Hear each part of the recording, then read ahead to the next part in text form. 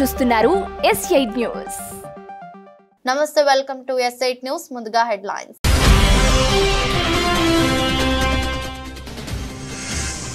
Olympics లో కాంస్య పథక విజేత మను భాకర్ కు ప్రధాని మోదీ ఫోన్. మిగతా ఈవెంట్లలో కూడా రాణించాలని అభిలషించిన ప్రధాని మోదీ.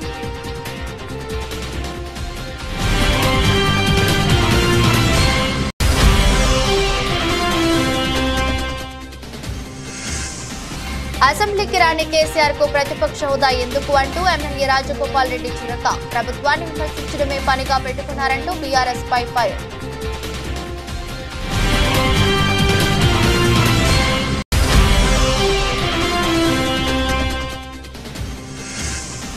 కొత్తపేటలో తెరపైకి కొత్త ట్యాక్స్ వివాదం. ఇసుక స్టాక్ పాయింట్లలో మీటాక్స్ పేరుతో కొత్త దందా చేస్తున్నారంటూ ధ్వజమెత్తిన మాజీ ఎమ్మెల్యే చిర్లా జగ్గిరెడ్డి.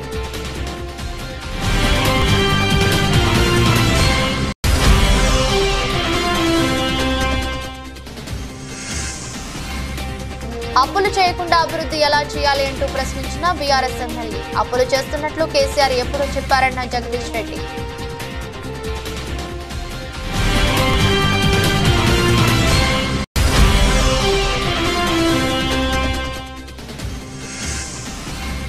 రెండవ టీ20లో అలవోకగా శ్రీలంకపై భారత్ గెలుపు. వరుసగా రెండవ గెలుపుతో సిరీస్ సొంతం చేసుకున్న భారత్.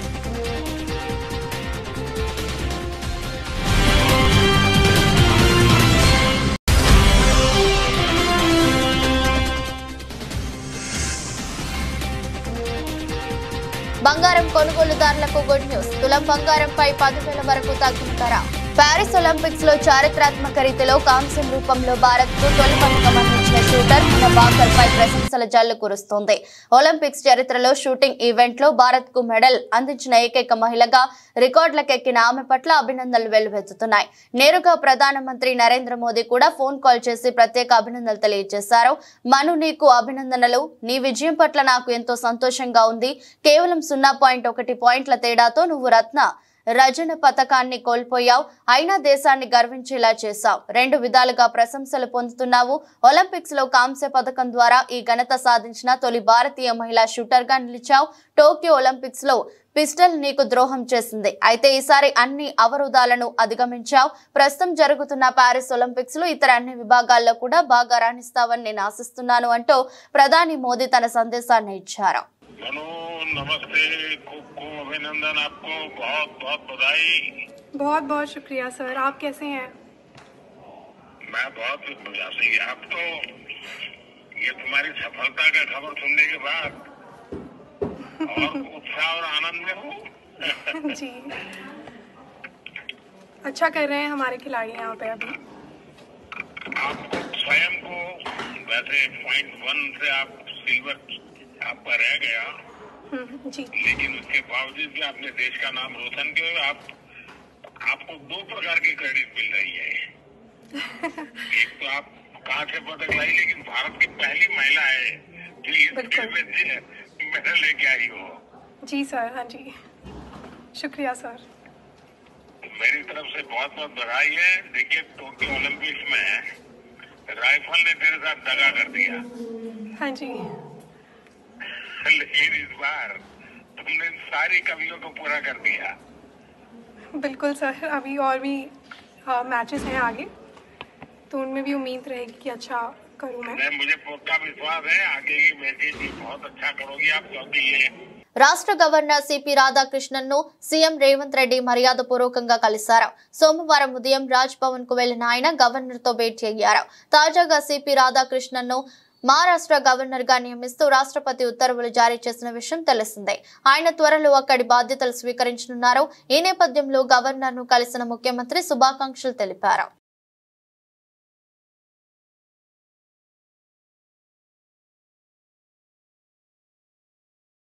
బీఆర్ఎస్ అధినేత కేసీఆర్ అసెంబ్లీకి ఎందుకు రావడం లేదో చెప్పాలని, సభకు రాని ఆయనకు ఇంకా ప్రతిపక్ష హోదా ఎందుకని కాంగ్రెస్ ఎమ్మెల్యే రాజగోపాల్ రెడ్డి ఆగ్రహం వ్యక్తం చేశారు. అసెంబ్లీలో నేడు ఆయన మాట్లాడుతూ ఈ వ్యాఖ్యలు చేశారు. 10 ఏళ్లు అధికారంలో ఉన్న బీఆర్ఎస్ నేడు ప్రెస్ మీట్లు పెట్టి ప్రభుత్వాన్ని విమర్శిస్తుందని మండిపడ్డారు. నష్టాల్లో కూరుకుపోయిన డిస్కంలను లాభాల్లోకి తీసుకొచ్చే ప్రయత్నాలు చేస్తున్న తమను ప్రశంసించకపోగా తిరిగి నిందలు వేయడం సరికాదన్నారు. విద్యుత్ శాఖపై గత ప్రభుత్వం పూర్తిగా నిర్లక్ష్యం వహించిందని రాజగోపాల్ రెడ్డి విమర్శించారు. అన్ని సక్రమంగా ఉంటే మరి విద్యుత్ సంస్థలు నష్టాల్లోకి ఎందుకు వెళ్తాయని ప్రశ్నించారు. రైతులకు అరకొరగా ఉచిత విద్యుత్ ఇచ్చి బీఆర్ఎస్ గొప్పలు చెప్పుకుందని, నిజానికి నాడు నేడు ఉచితంగా విద్యుత్ ను అందిస్తుందని ఒక కాంగ్రెస్ మాత్రమేనని స్పష్టం చేశారు. ఇప్పటికైనా తమపై నిందలు వేయడం మాని చేసిన తప్పులు ఒప్పుకోవాలని హితవు పలికారు. నాయకులు అంటారు మీ నాయకుడు రాలేదంటే మీ స్థాయికి ఆయన అవసరం లేదు, మేమే చాలని అంటుంటారు. అధ్యక్ష, వీళ్ళ స్థాయి ఏందో 10 ఏళ్లలో కేసీఆర్ గారు ముఖ్యమంత్రి ఉన్నప్పుడు వీళ్ళ స్థాయి ఏంది, మంత్రులు ఎంపీలు అధికారుల మాట ఎవరైనా విన్నారా అధ్యక్ష? నో అపాయింట్మెంట్, ఒంటెద్దుపోకడా, నిజం ఉన్నట్టు అట్లా కాదు ఇట్లా అని చెప్పే అవకాశం వీళ్ళకి ఎవరికైనా ఇచ్చిండా అధ్యక్ష? ఆయన అంత దమ్ము ధైర్యం వీళ్ళకు లేదు, ఆయన వినేవాడు కూడా కాదు. అటువంటి పరిస్థితి ఉన్న మనిషి, పెద్ద మనిషి, లీడర్ ఆఫ్ ద ఆపోజిషన్ ఉండి కూడా సభకు రాకుండా ఒక ఇంపార్టెంట్ సబ్జెక్టుల మీద చర్చ నడిచినప్పుడు లేకుండా వీళ్ళంటారు మరి లీడర్ ఆఫ్ ద ఆపోజిషన్ ఎందుకు ఉండాలి అధ్యక్ష? మరి అటువంటిప్పుడు ఆయన సభకే రానప్పుడు ఆయన అవసరం లేదని వీళ్ళే అంటుండ్రు. మరి మీరే మీ లోపల ఎవరో ఒకరు సభలో లీడర్గా మీరు ఎల్ఓపి గాండి. ఆయన అవసరం లేనప్పుడు మరి సభకే వద్దనుకున్నప్పుడు ఆ పొజిషన్లో ఆయన అవసరం ఏముంది? జాయింట్ కలెక్టర్ జిల్లా స్థాయి ఇసుక కమిటీ ద్వారా ఇచ్చిన విధి విధానాలను తొంగలోకి తొక్కుతూ కొత్తపేట నియోజకవర్గంలో స్థానిక శాసనసభ్యులు కొత్త దందాకు తెరతీశారని చిర్ల జగ్గిరెడ్డి అన్నారు. ఈ సందర్భంగా మాట్లాడుతూ మాజీ ముఖ్యమంత్రి జగన్మోహన్ రెడ్డి ప్రభుత్వానికి ఆదాయం చేకూరుస్తూ ఇసుక విధానాన్ని అమలు చేసి వరదల సమయంలో ప్రజలకు అందుబాటులో ఉండాలని, స్టాక్ యార్డులలో ఇసుకను ఉంచితే ప్రస్తుత ముఖ్యమంత్రి సెల్ఫీల పేరుతో నానా హంగామా చేసి ఏ విధమైన అవినీతికి పాల్పడకపోయినప్పటికీ ట్యాక్స్ అంటూ హడావిడి చేశారని, ఇప్పుడు మీరు చేస్తున్న బీ ట్యాక్స్ దందా గురించి మేము చెప్పట్లేదని, మీ జేబు పత్రికలు ఈనాడు, ఆంధ్రజ్యోతిలలో పతాక శీర్షికలలోనే రాస్తున్నారని తెలిపారు. ఇసుక నిల్వలు ఏవైతే ఉన్నాయో అవి కొత్తపేట నియోజకవర్గ ప్రజలకు కూడా ఈ వర్షాకాల కష్టకాల సమయంలో ఇవ్వాలని చెప్పి మేము కోరుతున్నాం. ఏదైతే ఇక్కడ ఉన్నటువంటి ఈ రీచ్ లో ఎస్పెషల్ గా ఈ స్టాక్ పాయింట్ లో కేవలం కొంతమందికి మాత్రమే, కొత్తపేట నియోజకవర్గం వాళ్ళు ఎవరికి కూడా ఇక్కడ ఇసుక లోడ్ చేయకుండా కేవలం విశాఖపట్నం లేదా ఉన్నటువంటి మరి విజయవాడ మేము పనిచేస్తున్నాం అనే విధంగా మరి వాళ్ళు ఇక్కడ నుంచి ఇసుక అంతా కూడా మరి దోచేసే కార్యక్రమం చేస్తున్నారు. దీని మీద ఏదైతే కొంతమంది లారీ ఓనర్లతో మాట్లాడడం మీరు కూడా విన్నారు. ఎవరైనా సామాన్యులు చంద్రబాబు నాయుడు గారు మాట నమ్మి ఇసుక ఉచితంగా దొరుకుతుంది కదా అని ఇక్కడికి వస్తుంటే వారి దగ్గర 11,000 రూపాయలు కలెక్ట్ చేసి అప్పుడు లోపల పంపించే కార్యక్రమం చేస్తున్నారు. ముఖ్యంగా ఏదైతే మరి మేము అడుగుతున్నాం, గతంలో చంద్రబాబు నాయుడు గారు సెల్ఫీ ఫోటోలు తీసుకున్నారు, తప్పలేదు. ఇప్పుడు వచ్చి తీసుకోవాలని కోరుతున్నాం. ఏం చేద్దంటే ఏదైతే మరి తెలుగుదేశం పార్టీ నాయకులు చేస్తున్న దందాన్ని, కూటమి వారు చేస్తున్న దందాన్ని మరి నిలువరించాలని కోరుతున్నాం. ఏదైతే గతంలో వారు సెల్ఫీ ఫోటోలు తీసుకోవడం కాదు, ఇక్కడ 1100 కూడా మరి 11,000 ఎవరు కలెక్ట్ చేస్తారో చెప్పాలని బాధ్యతను అడుగుతున్నాం. ఒక విషయం. రెండోది, ఇక్కడ ఏదైతే బయట నుంచి వచ్చేటువంటి వెహికల్స్ ని కేవలం అన్ని కూడా 4 రోజులు 5 రోజులు ఆపేసి ఎవరైతే కప్పం కట్టారో బీ ట్యాక్స్, బండారు ట్యాక్స్ అని పెట్టారో స్థానిక శాసనసభ్యులు గారు ఇక్కడ వరదల మీద ఆయనకి పట్టింపు లేదు కానీ చక్కగా వ్యాపారం మరి కడుపు నీళ్లు కదలకుండా చేసుకుంటూ ఉన్నారు. అంచేత మరి 11,000 రూపాయలు కలెక్ట్ చేస్తూ దానికి స్లిప్ ఇచ్చి ఆ స్లిప్ ఇచ్చిన బండి మాత్రమే లోపల పంపే కార్యక్రమం చేస్తున్నారు. మిగిలిన కూడా పాపం డ్రైవర్లు ఎక్కడెక్కడి నుంచి వచ్చిన వాళ్ళు 5-5 రోజులు వాళ్ళ లారీలు పెట్టుకుని వారికి గిట్టుబాటు లేక ఇబ్బందులు పడుతున్నారు. కాబట్టి కొత్తపేట నియోజకవర్గ ప్రజలు ఎవరికి కూడా ఇసుక ఇవ్వట్లేదు. కాబట్టి మిగిలిన రీచ్లు 1-2 రీచ్ల్లో పద్ధతిగా చేస్తున్నారు. అలాగే ఇక్కడ యూనియన్తో మాట్లాడుకుని అందరికీ మళ్ళీ పార్టీల ప్రకారం విభజించకుండా అందరికీ ఇచ్చే వ్యవహారం చేస్తే తప్పనిసరిగా మేము కూడా ప్రజలకు ఉచిత సందర్భంలో మేము సహకరిస్తాం. అంతేగాని ఏదో వాళ్ళ పార్టీ ఆస్తిలాగా ఇక్కడ కేవలం తెలుగుదేశం పార్టీ చేసిన వాళ్ళకి ఇస్తాం, కేవలం ఇక్కడ నుంచి విశాఖపట్నం అమ్మేయడానికి ఇస్తాం, మాకు ఎవరికి అప్పం కడితే వారికి ఇస్తామంటే తప్పనిసరిగా ప్రతిఘటించే కార్యక్రమం చేస్తాం. ఈ రోజు నేను వస్తున్నానని చెప్పి లోడింగ్ కూడా ఆపేశాను. మళ్ళీ అవసరమైతే రోజు వచ్చి ఇక్కడ కూర్చుంటాం. అప్పులు చేయకుండా అభివృద్ధి ఎలా చేయాలి, అప్పులు వద్దంటే నోట్లు ముద్రించాలని మాజీ మంత్రి బీఆర్ఎస్ ఎమ్మెల్యే జగదీష్ రెడ్డి ప్రశ్నించారు. శాసనసభలో ఆయన మాట్లాడుతూ రైతుల పొలాల్లో మీటర్లు పెట్టడానికి కేసీఆర్ అంగీకరించలేదన్నారు. కేంద్రం ఇచ్చే 30,000 కోట్లను కూడా వదులుకున్నట్లు చెప్పారు. విద్యుత్ మీటర్లపై సీఎం రేవంత్ రెడ్డి ప్రజలను పక్కదారి పట్టిస్తున్నారని ఆరోపించారు. కేసీఆర్ అధికారంలోకి వచ్చాక కరెంట్ లైన్ల కింద ఇళ్ల నిర్మాణం జరగలేదన్నారు. బీఆర్ఎస్ 10 ఏళ్ల హయాంలో స్థాపిత విద్యుత్ సామర్థ్యం పెరిగిందన్నారు. 2014లో రాష్ట్రంలో వ్యక్తిగత విద్యుత్ వినియోగం 1196 కిలోవాట్లు కాగా 2024 నాటికి 2349 కిలోవాట్లకు చేరుకుందన్నారు. తమ హయాంలోనే విద్యుత్ వినియోగం పెరిగిందన్నారు. 90,000 కోట్లు పెట్టి విద్యుత్ సరఫరాను బలోపేతం చేశామన్నారు. అధ్యక్ష, 2/6/2014 నాటికి తెలంగాణలో విద్యుత్తు కాంట్రాక్టెడ్ కెపాసిటీ 7,778 మెగావాట్లు అయితే మొన్న 1/1/2024 నాటికి 19,483 మెగావాట్ల అధ్యక్ష. అంటే 11,705 మెగావాట్లు మీరు అడుగుతున్న పెద్ద మనిషి నాయకత్వంలో అద్భుతంగా ఇన్స్టాల్డ్ కెపాసిటీ పెరిగింది. ఈ రాష్ట్రంలో ఇన్స్టాల్డ్ కెపాసిటీ 11,000 పెరిగింది.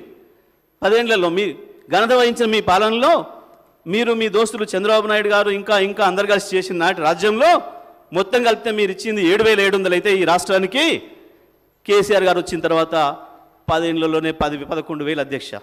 ఇది వారి దృష్టి తీసుకొస్తా ఉన్న అధ్యక్ష. సోలార్ కెపాసిటీ అధ్యక్ష, వీళ్ళ 70 ఏళ్ల కాలంలో, వీళ్ళ 60 ఏళ్ల కాలంలో వీళ్ళు ఇచ్చింది 74 మెగావాట్ల అధ్యక్ష.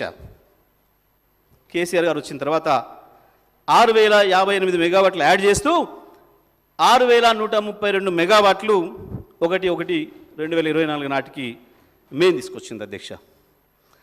పీక్ డిమాండ్ అధ్యక్ష ఆనాడు 5,661 మెగావాట్లు, కానీ మేం ఇచ్చిన పీక్ డిమాండు 15,497 మెగావాట్ల అధ్యక్ష. గ్రిడ్ కన్జంప్షన్ నిన్న వారు చెప్పిన లెక్క ప్రకారం మిలియన్ యూనిట్లలో 2/6/2014 నాడు మీరు ఇచ్చింది 128 మిలియన్ యూనిట్లు. 128 మిలియన్ యూనిట్లు.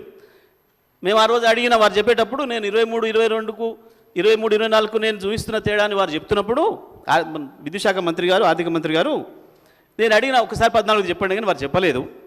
ఇప్పుడు నేను చెప్తున్నా 297.89 మిలియన్ యూనిట్ల అధ్యక్ష. కేసీఆర్ గారి నాయకత్వంలో ఈ రాష్ట్ర ప్రజలకు అందించిన విద్యుత్తు 128 నుంచి 297.89 తీసుకొచ్చిన అధ్యక్ష. ఆంధ్రప్రదేశ్ రాష్ట్రంలో జగన్మోహన్ రెడ్డి పాలనతో విధ్వంసం, టీడీపీ ఆరోపణలపై ఎమ్మెల్సీ కూడుపూడి సూర్యనారాయణ మీడియా సమావేశంలో ఖండించారు. చంద్రబాబు జైలుకు వెళ్లిన తర్వాత మానసిక స్థితి క్షీణించిందని ఎమ్మెల్సీ కూడుపూడి సూర్యనారాయణ అన్నారు. ఆంధ్ర జో బైడెన్, చంద్రబాబు అన్న ఎమ్మెల్సీ కూడుపూడి ఆంధ్రప్రదేశ్ లో రాజ్యాధికారం మార్పిడి జరిగిన తర్వాత జగన్మోహన్ రెడ్డి పాలన అంతా రాష్ట్రం అభివృద్ధికి చెందలేదని అంటున్న చంద్రబాబు నాయుడు జగన్మోహన్ రెడ్డి అవినీతి లేని పాలన చేశారని గుర్తుంచుకోవాలన్నారు. రాష్ట్రంలో మధ్యంతర ఎన్నికలకు సిద్ధంగా ఉండాలని ఎమ్మెల్సీ కూడుపూడి సూర్యనారాయణరావు హెచ్చరించారు. జగన్ గారి పాలనలో జరిగినటువంటి అవినీతి అని లేకపోతే ఇసుక స్కామ్ అని ఇలా చెప్పడం చాలా అన్యాయం. ఈవేళ 60 లక్షల టన్నుల ఇసుకని మీ టీడీపీ వారే మరి ఊట్ చేసినటువంటి విషయం అందరికీ తెలిసిన విషయమే. అలాగే విద్యా దీవెన ఇప్పటి వరకు కూడా ₹1 పడలేదు. ఈవేళ తల్లిదండ్రులు వాళ్ళ పిల్లలు ఈవేళ హైయర్ ఎడ్యుకేషన్ కోసం ఇంకో కాలేజీకి వెళ్ళడానికి వాళ్ళకి స్కాలర్షిప్లు లేక, వాళ్ళు ఫీజు రియంబర్స్మెంట్ లేక, వాళ్ళు డబ్బు కట్టలేక ఈవేళ సర్టిఫికేట్లు, ఒరిజినల్ సర్టిఫికేట్లు అన్నీ కూడా కాలేజీ మేనేజ్మెంట్ల చేతిలో చిక్కడిపోయి ఉన్నాయి. ఈవేళ ఫీజులనేమో అబ్నార్మల్గా వసూలు చేసుకోవడం స్వేచ్ఛగా నారాయణ సంస్థలకి, చైతన్య సంస్థలకి, అలాగే మరి ఆదిత్య సంస్థలకి నువ్వు ధారాదత్తం చేసి పిల్ల తల్లిదండ్రులు ఈవేళ ఆత్మహత్య చేసుకోవడానికి సిద్ధంగా ఉన్నారు. అలాగే జగన్ గారు ముఖ్యమంత్రి హోదాలో ఉండి కూడా చిన్నపిల్లల ఆరోగ్యం కోసం ఆవేళ మరి ఆయన ఎంతో తపన పడుతూ వాళ్ళకి న్యూట్రిషన్ ఫుడ్ ఇవ్వాలి, వాళ్ళకి చిన్న వయసులో ఆహారం సక్రమంగా క్యాలరీస్ ఉన్నటువంటి ఆహారం ఇస్తే తప్ప వాళ్ళు పెద్ద వయసులో మెచ్యూరిటీ రాదు అని చెప్పి ఆయన పెట్టినటువంటి పథకం వల్ల ఈవేళ కొన్ని వేల మంది పిల్లలు గ్రోత్, ముఖ్యంగా ఆడపిల్లల గ్రోత్ చక్కగా ఉన్నది. వారందరూ కూడా హైయర్ ఎడ్యుకేషన్లో టాప్ ప్రయారిటీలో వాళ్ళు భారతదేశానికే కీర్తి ప్రతిష్టలు తెస్తున్నటువంటి స్థాయిలో వాళ్ళు ఎడ్యుకేషన్ నడుపుతున్నారు. ఈవేళ అన్ని వ్యవస్థల్ని జగన్ గారు నిర్మాణం చేసి బటన్ దొక్కి ఏ విధమైనటువంటి అవినీతి లేకుండా డైరెక్ట్గా నేరుగా తల్లుల ఖాతాల్లోకి మరి లబ్ధిదారుడి ఖాతాలోకి ముఖ్యంగా ఇవన్నీ కూడా డైరెక్ట్గా చెందేటటువంటి ఒక వ్యవస్థను క్రియేట్ చేస్తే దాని అంతా డిస్ట్రాయ్ చేసేసి మరి ప్రజలకి మేలు చేసేటటువంటి కార్యక్రమాన్ని కూడా నడపలేదు. కేవలం ఇదంతా కేవలం ఈ 5 సంవత్సరాల పబ్బం గడిపోవడానికని ఖచ్చితంగా చెప్పగలం. ఎమ్మెల్యే జగదీష్ రెడ్డిపై మంత్రి కోమటిరెడ్డి వెంకటరెడ్డి తీవ్ర ఆరోపణలు చేశారు. అసెంబ్లీ సమావేశాల్లో విద్యుత్ శాఖపై చర్చ జరుగుతున్న సమయంలో మంత్రి కోమటిరెడ్డి వెంకటరెడ్డి ఈ వ్యాఖ్యలు చేశారు. జగదీష్ రెడ్డి మీద మర్డర్ కేసులు ఉన్నాయని, అలాగే ఆయన తండ్రి మీద అనేక కేసులు ఉన్నాయని ఆరోపించారు.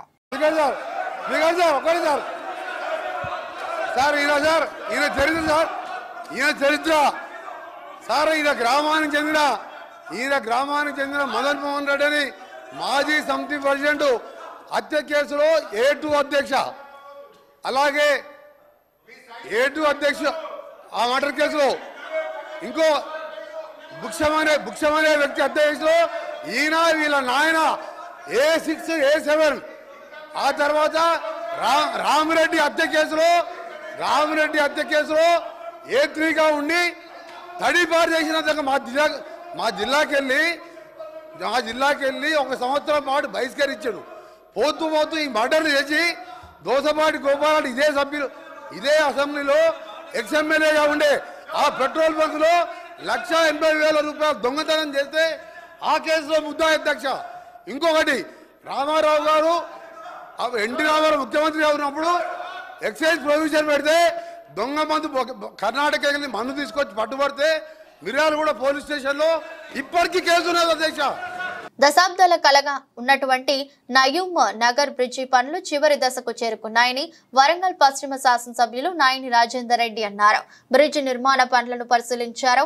2వ దశ పనులు పూర్తి కావచ్చాయని, ఆగస్టు చివరి కల్లా రవాణాకు సిద్ధంగా బ్రిడ్జి వస్తుందని ఎమ్మెల్యే తెలిపారు. ఇప్పటికి 2వ దశ బ్రిడ్జి పనులు కూడా పూర్తి కావచ్చాయని, చివరి దశ బ్రిడ్జి పనులు పూర్తయిన క్రమంలో ప్రజలకు అందుబాటులోకి వస్తుందని అన్నారు. బ్రిడ్జి నిర్మాణ పనుల్లో నాణ్యత పరమైన ప్రమాణాలను పాటిస్తూ నిర్మాణం చేపడుతున్నారని తెలిపారు. చిరకాల కోరికగా ఉన్న పెద్దమూరి నిర్మాణం ద్వారా ప్రధాన రహదారికి మరియు ప్రజలకు మెరుగైన సౌకర్యాలు కలుగుతున్నాయని ఎమ్మెల్యే గారు ఆశాభావం వ్యక్తం చేశారు. వచ్చే వర్షాకాలం నాటికి ఎంతటి వర్షాభావ పరిస్థితి ఉన్నా కూడా ప్రజా రవాణాకు ప్రజలకు ఎటువంటి ఇబ్బంది ఉండదని తెలిపారు.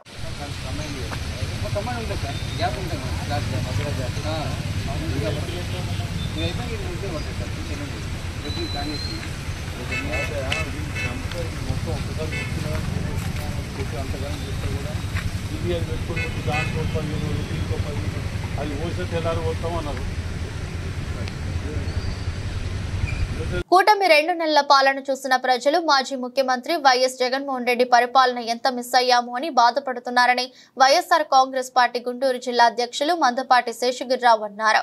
గుంటూరు నగరంలో వైఎస్ఆర్సీపీ ఈస్ట్ కార్యాలయంలో ఏర్పాటు చేసిన విలేకరుల సమావేశంలో మందపాటి శేషగిరిరావు మాట్లాడుతూ ఎన్నికల సమయంలో సూపర్ 6 హామీలను ప్రకటించిన టీడీపీ ఇప్పుడు ఎన్నికల హామీలను అమలు చేయడం సాధ్యం కాదని చేతులు ఎత్తడంపై ఆగ్రహం వ్యక్తం చేశారు.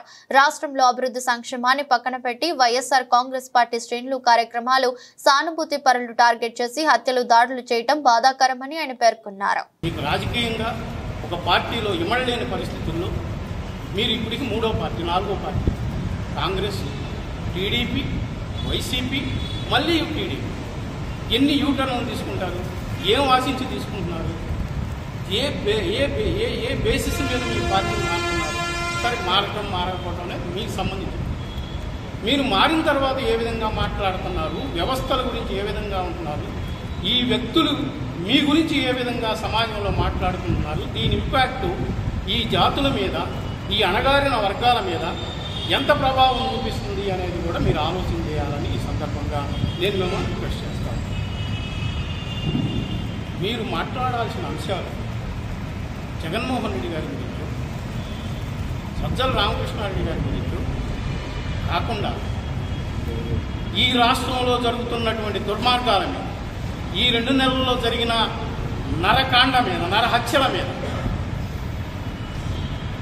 పాశవికంగా చంపబడుతున్న వ్యక్తుల్ని ఎవరు చంపుతున్నారో, ఏ పార్టీ చంపుతుందో, ఏ రెడ్ బుక్ రాజ్యాంగం చంపుతుందో, దీని వెనక ఎవరి ప్రోద్బలం ఉందో, పార్టీల ప్రోత్సాహం కానీ నాయకుల ప్రోత్సాహం కానీ ఎవరిదుందో, చంపబడుతున్న వారు ఎవరు నష్టపోతున్నారో దీని మీద మాట్లాడితే సమాజం మిమ్మల్ని హర్షిస్తుంది. ఈ వెనుకబడిన వర్గాలు మొత్తం మీ వెనకాల నిలబడతారు. మీరు ఈ రోజున మాట్లాడే ప్రతి మాట కూడా మీ వ్యక్తిగతమైన ప్రయోజనాల కోసం మాట్లాడుతున్నారు అనేది ఈ సమాజం భావిస్తూ ఉంది. మీరు ఎప్పటికైనా తప్పనిసరిగా ఈ రాష్ట్రంలో జరగాల్సిన సంక్షేమ పథకాల మీద, తల్లికి వందనం వచ్చి 2 నెలలు కాలేదు, నిన్ననే నాకు భయం పుడుతుంది అని ఈ పథకాలు అమలు చేయాలంటే నా వల్ల కాదు. మరి ఇలాంటి గడ్డు పరిస్థితుల్లో గడిచిన 5 సంవత్సరాల్లో జగన్మోహన్ రెడ్డి గారు ఇచ్చిన మాటకు కట్టుబడి తన పాలనా విధానాన్ని ఎక్కడ తప్పల. కాంగ్రెస్ ప్రభుత్వం మల్లన్న సాగర్, కొండపోచమ్మ సాగర్ ప్రాజెక్టుల నుండి పంట పొలాలకు తక్షణమే నీళ్లు విడుదల చేయాలని నియోజకవర్గం TRS party incharge Vanteru Pratap Reddy demand చేశారు. సిద్దిపేట జిల్లా గజ్వేల్ పట్టణంలో నిర్వహించిన మీడియా సమావేశంలో మాట్లాడుతూ లేని పక్షంలో మల్లన్న సాగర్, కొండపోచమ్మ సాగర్ నుండి నీళ్లు వదలని ఎడల ఆగస్టు 2వ తేదీ రోజున రాజీవ్ రహదారి, తూప్రాన్ జాతీయ రహదారులను పెద్ద ఎత్తున మెదక్, నల్గొండ జిల్లా రైతులతో, ప్రజాప్రతినిధులతో కలిసి దిగ్బంధం చేస్తామని మాజీ అటవీ అభివృద్ధి సంస్థ చైర్మన్ వంటేరు ప్రతాప్ రెడ్డి కాంగ్రెస్ ప్రభుత్వాన్ని హెచ్చరించారు. అటు మెదక్, నర్సాపూర్, ఇటు గజ్వేల్, తూప్రాన్ సంబంధించినటువంటి రైతాంగం అంతా కూడా ఎదురు చూస్తున్నారు.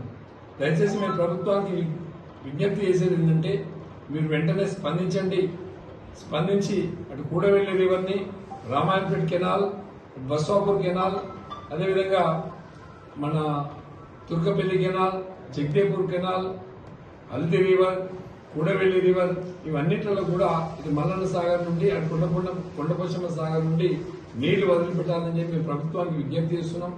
రైతాంగం అంతా కూడా ఎదురు చూస్తున్నారు. నారు వేసుకున్నారు, 2 నెలలు అయిపోయింది, టైం అయిపోతుంది. దయచేసి వెంటనే నీళ్లు వదిలిపెట్టమని విజ్ఞప్తి చేస్తున్నాం. మీరు నీళ్లు వదిలిపెడితే మేము ట్రాక్టర్ ఎక్కి పొలాలు దున్నుకుంటాం. నీళ్లు వదలకపోతే మా హరీష్ రావు గారి నాయకత్వంలో మరి మెదక్ జిల్లాకు సంబంధించినటువంటి రైతాంగం అంతా, అటు నల్గొండ జిల్లాకు సంబంధించిన రైతాంగం అంతా కూడా రాజీవ్ రహదారిని 2వ తారీఖు లేకపోతే 3వ తారీఖు నాడు వేలాది మంది రైతులతో దిగ్బంధం చేస్తాం. మీరు నీళ్లు వదిలిపెట్టకపోతే నేరుగా కొండపోచమ్మ సాగర్కి వెళ్లి మేమే గేట్లు ఎత్తుకుంటాం, నేరుగా మల్లన్న సాగర్కి వెళ్లి మేమే గేట్లు ఎత్తుకుంటాం. మేము ప్రభుత్వానికి విజ్ఞప్తి చేస్తున్నాం.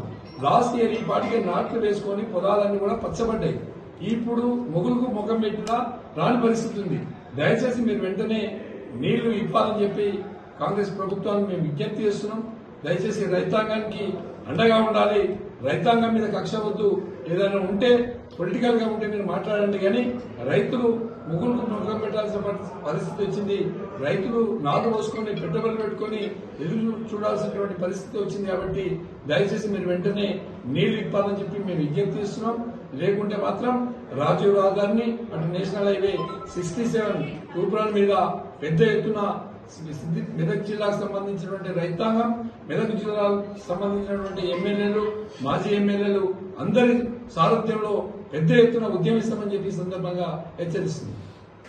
తమ భవానీ చారిటబుల్ ట్రస్ట్ ద్వారా ఇప్పటికే అనేక సేవా కార్యక్రమాలు చేశామని, ఇక ముందు కూడా కొనసాగిస్తామని ట్రస్ట్ నిర్వాహకులు సిటీ ఎమ్మెల్యే ఆదిరెడ్డి శ్రీనివాస్ చెప్పారు.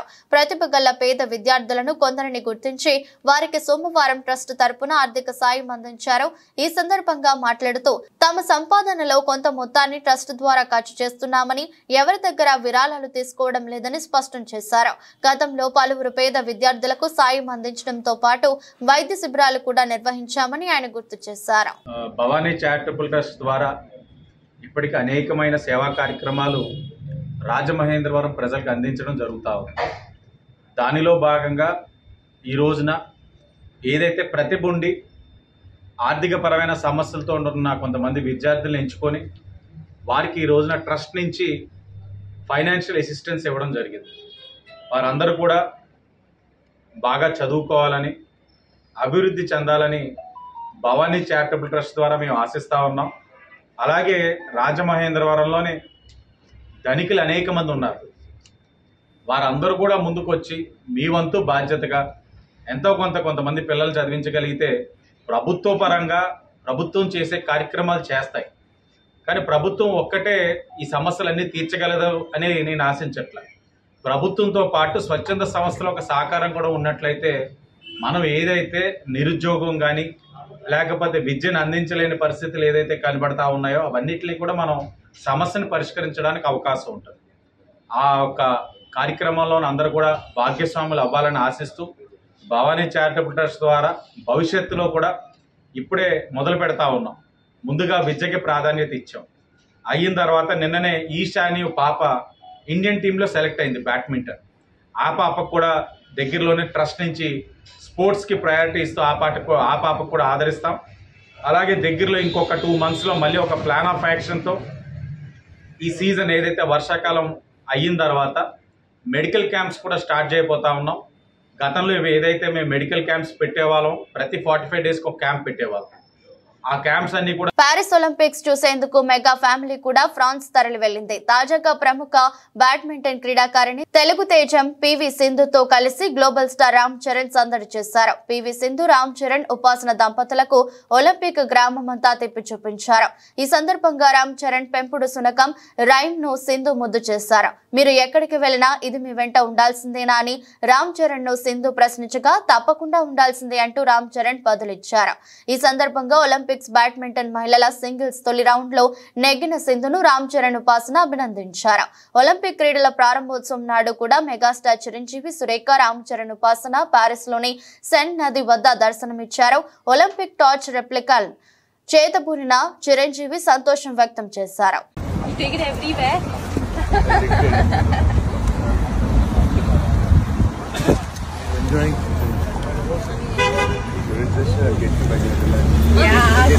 ఆతిథ్య దేశం శ్రీలంకపై భారత్ వరుసగా 2వ T20 విజయాన్ని నమోదు చేసింది. పల్లెకెలే వేదికగా ఆదివారం జరిగిన మ్యాచ్ లో 7 వికెట్ల తేడాతో సునాయాస విజయం సాధించింది. తొలుత బ్యాటింగ్ చేసిన శ్రీలంకను భారత బౌలర్లు చక్కగా కట్టడి చేశారు. నిర్ణీత 20 ఓవర్లలో 9 వికెట్ల నష్టానికి 161 పరుగులకే ఆ జట్టు ఆల్అౌట్ అయింది. ఆ తర్వాత వర్షం అంతరాయం కలిగించడంతో డక్వర్త్ లూయిస్ పద్ధతిలో భారత విజయ లక్ష్యాన్ని అంపైర్లు 8 ఓవర్లలో 78 పరుగులకు కుదించారు. ఓపెనర్ గా వచ్చిన సంజు శాంసన్ తొలి బంతికే డకౌట్ వెనుదిరిగినప్పటికీ మరో ఓపెనర్ యశస్వి జైస్వాల్, కెప్టెన్ సూర్యకుమార్ యాదవ్ దూకుడుగా ఆడటంతో లక్ష్యం చిన్నబోయింది. జైస్వాల్ 15 బంతుల్లో 30 పరుగులు, సూర్య 12 బంతుల్లో 26 పరుగులు, హార్దిక్ పాండ్యా 9 బంతుల్లో 20 రన్స్, పంత్ 2 రన్స్ చొప్పున బాదారు. దీంతో మరో 9 బంతులు మిగిలిపో ఉండగానే భారత్ లక్ష్యాన్ని చేరింది. దీంతో 3 మ్యాచ్ల సిరీస్ లో ఇప్పటికే 2 విజయాలు సాధించడంతో సిరీస్ భారత్ వశమైంది. బంగారం అంటే మహిళలకు మక్కువ ఎక్కువ.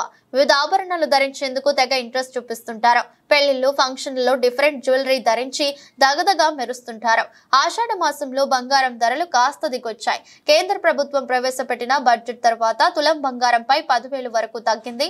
వచ్చేది శ్రావణ మాసం, అందులో పెళ్లిళ్ల సీజన్ ఉంటుంది. ఇంకేముంది, ఆ సమయంలో శుభకార్యాల కోసం కొందరు ఇప్పుడే బంగారం కొనుగోలు చేస్తున్నారు. బంగారం కొని ఆభరణాలకు ఆర్డర్ చేస్తున్నారు. సోమవారం రోజున బంగారం ధర మరింత తగ్గింది.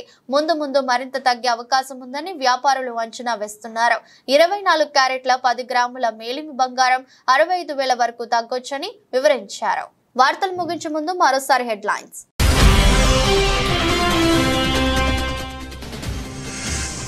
ఒలింపిక్స్ లో కాంస్య పథక విజేత మను భాకర్ కు ప్రధాని మోదీ ఫోన్. మిగతా ఈవెంట్లలో కూడా రాణించాలని అభిలషించిన ప్రధాని మోదీ.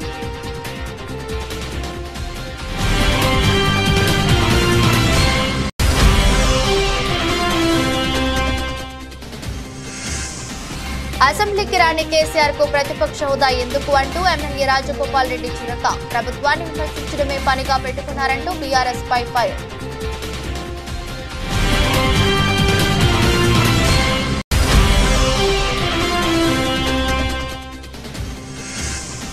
కొత్తపేటలో తెరపైకి కొత్త ట్యాక్స్ వివాదం. ఇసుక స్టాక్ పాయింట్లలో బీటాక్స్ పేరుతో కొత్త దందా చేస్తున్నారంటూ ధ్వజమెత్తిన మాజీ ఎమ్మెల్యే చిర్లా జగ్గిరెడ్డి.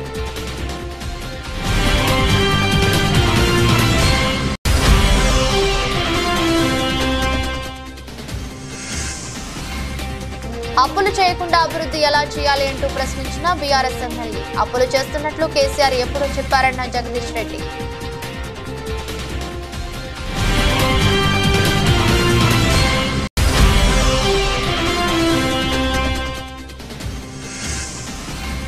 రెండవ టీ20లో అలవోకగా శ్రీలంకపై భారత్ గెలుపు. వరుసగా రెండవ గెలుపుతో సిరీస్ సొంతం చేసుకున్న భారత్.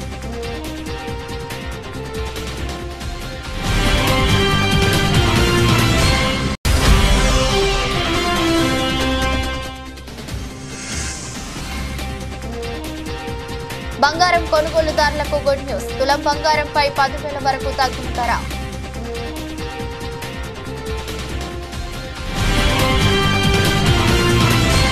ఇది రోజు బులెటిన్. మరో బులెటిన్లో మళ్ళీ కలుద్దాం.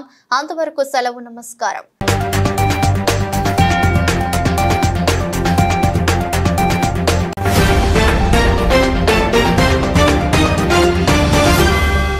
మీరు చూస్తున్నారు S8 న్యూస్.